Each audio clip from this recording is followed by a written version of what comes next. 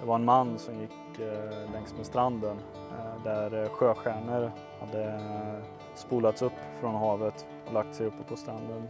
Och han gick där, kastade ut sjöstjärnor ut i havet igen. Och helt plötsligt så kommer det ett par yngre. Så är det en kille som går i det här paret som ser detta, och han går fram till mannen och så säger han att det är jäkligt onödigt att du kastar tillbaka de här sjöstjärnorna. De kommer ju ändå spolas upp igen på stranden. Och så tog mannen upp en sjöstjärna, kastade ut i havet igen och så sa han, för den sjöstjärnan så var det i alla fall speciellt.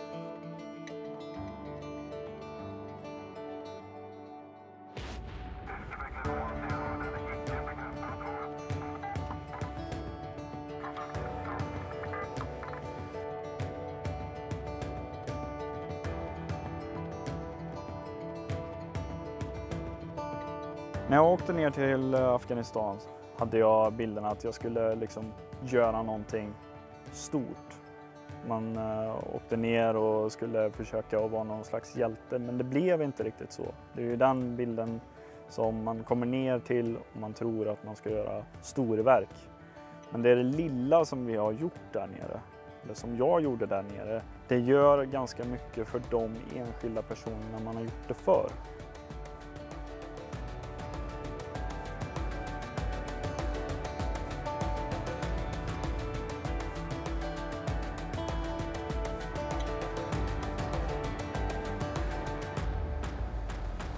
Svante, 30 år gammal och har tjänstgjort i Försvarsmakten nu i snart 10 år.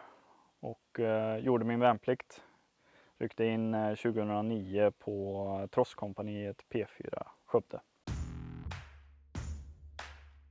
Jag växte upp i en vardag där jag hade mina bröder som pratade mycket om det militära. Och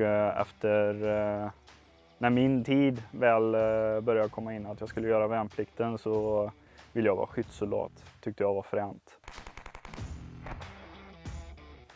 Men när jag väl ryckte in så blev det ju inte så. Utan jag blev ju då drivmedelsman. Och hade ju ingen aning om vad egentligen logistik i Försvarsmakten höll på med. Väl inne så inser jag ju då att det är ju inte det här jag vill hålla på med. Så att till en början så var jag ju väldigt emot att göra värnplikt.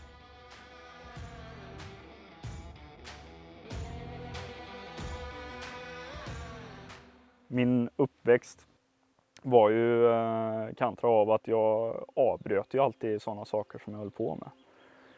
När väl jag inser att det är det här jag måste nu göra i 11 månaders tid så inser jag ju då efter ett tag i min utbildning att fan, det här var jag bra på.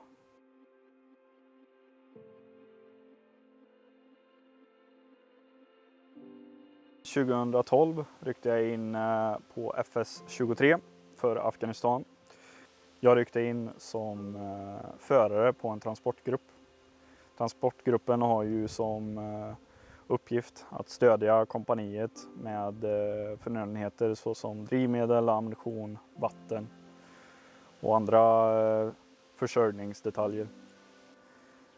När väl man kommer ner så får man ju först beskrivet hur är situationen på plats. Man får en liten tid för att akklimatisera sig. Första dagen när jag kom ner dit så jag landade tidigt på morgonen och då var det ungefär som det är nu. Det är 25 grader på morgonen klockan 6. Och sen när klockan blir 10 på förmiddagen så är det uppemot 50 grader. Och det är riktigt, riktigt varmt. Och om man inte har akklimatiserat sig då känner man verkligen att det är varmt. Det är olidligt varmt. Och jag hade ju fått förhoppningen då att jag skulle då få en 3 dagars period där jag då fick akklimatisera mig. Men det tog 24 timmar så var jag ute på min första operation. Eller första patrull. Och jag kommer ihåg första patrullen att jag var riktigt rädd. Jag satt och tittade ut genom fönstret och bara tänkte att det här kan ske, det här kan hända. Men efter ett tag när man har varit ute så börjar man känna ett inre lugn att liksom, det här är normalbilden. Så att till en början så satt man och tittade ut genom fönstren, men sen så kunde man sitta och sova i bak på galten.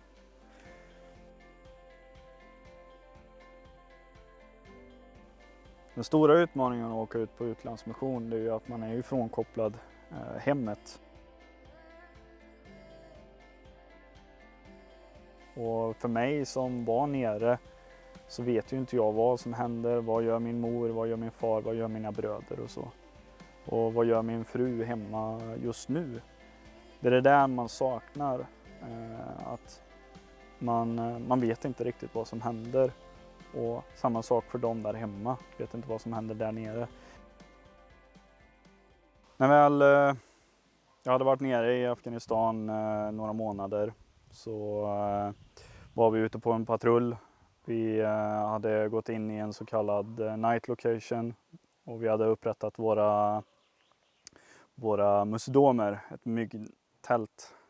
Så la jag mig i tältet och helt plötsligt så hör jag att det slår igen det låter som att en bildörr slås igen på nära avstånd. Och helt plötsligt blir det tyst på hela night location och man hör någon frågar vad fan var det? Och helt plötsligt så hör man ett tjut. Det låter som att någonting tjuter i luften. Och helt plötsligt så inser man ju att det är ju, de skjuter på oss med någonting. Det låter som på film när granater kommer in. Och helt plötsligt så blir det bara rabalder på hela night location och man skriker skydd, skydd, skydd.